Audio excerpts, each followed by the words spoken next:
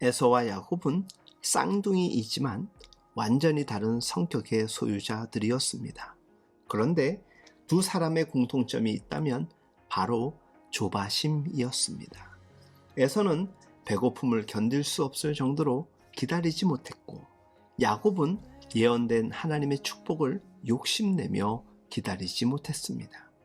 두 사람의 조바심은 팥죽 사건을 통해 분명히 드러납니다.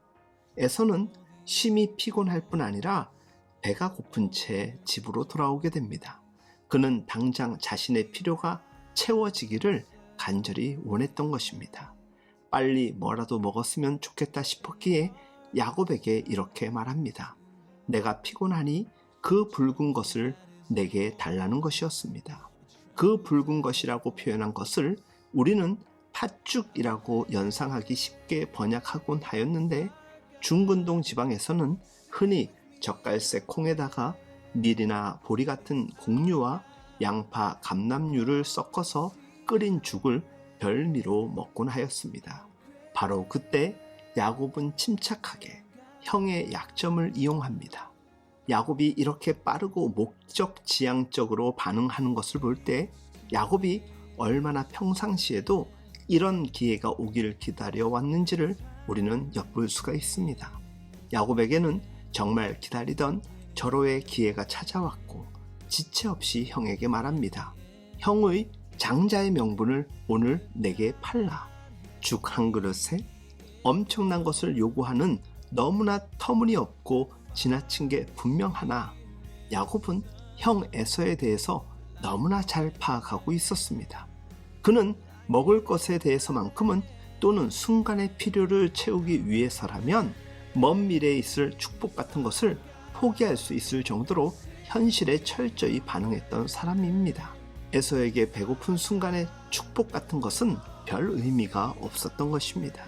에서는 큰 고민도 하지 않고 대답합니다. 내가 지금 배고파 죽겠는데 장자의 명분이 무슨 유익이 있겠느냐. 드디어 야곱에게 기다리던 때가 왔습니다. 그렇다면 오늘 내게 맹세하라. 에서는 흔쾌히 동의하고 한 끼의 배고픔을 해결했습니다. 그리고 일어나서 아무런 미련 없이 그 자리를 떠나게 됩니다. 그런데 성경은 에서의 그 뒷모습을 이렇게 기록하고 있습니다. 에서가 장자의 명분을 가볍게 여김이었더라. 장자의 명분을 멸시하는 것은 하나님의 축복에 대한 기만이며 멸시였습니다. 야곱은 철저한 준비를 통해 축복을 붙잡았습니다. 그러나 야곱도 꼭 이렇게 해야만 축복이 내 것이 되는 것이었을까요? 이미 하나님께서 태중에서 말씀을 주셨는데 진득이 기다리지 못하고 꼭 이런 방법으로 내 마음에 확실한 증거가 필요했을까 아쉬움을 갖게 됩니다. 어쩌면 야곱에게는 이 일로 하나님의 축복을 자신의 방향으로 돌렸다고 생각되었을지도 모르겠지만, 이미 태중에서 하나님은 야곱을 선택하셨고 그를 통하여 아브라함의 약속을 이어갈 것이었기 때문입니다. 그것이 확실히 믿어지지 않았던 야곱이 자신의 마음에 확실한 증거가 필요해서 벌였던 일이었습니다.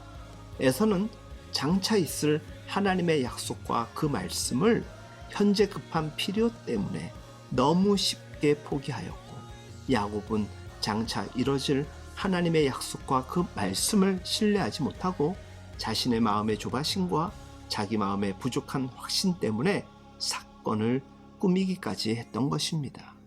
시편 37편 5절에서 7절을 보면 내 길을 여호와께 맡기라.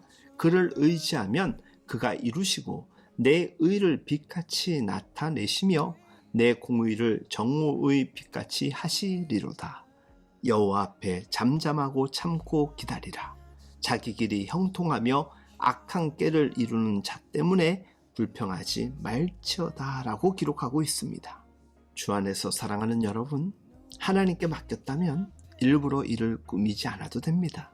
사실은 내가 믿어지지 않아서 꾸미는 일은 아닌지, 또 내가 지금 저버리는 신앙의 가치가 단순히 한순간의 공함을 해결하고자 하는 얄팍함은 아닌지 우리는 우리의 삶을 돌아볼 필요가 있습니다.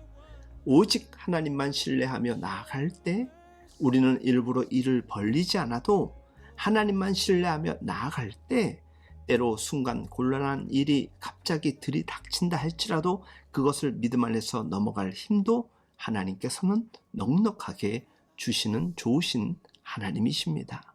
사랑하는 여러분, 오늘도 저와 여러분들과 함께 하실 하나님을 굳게 신뢰하며 나아가는 조바심을 떨쳐버리고 소망과 확신 가운데 살아갈 수 있길 예수님의 이름으로 축복하며 응원합니다.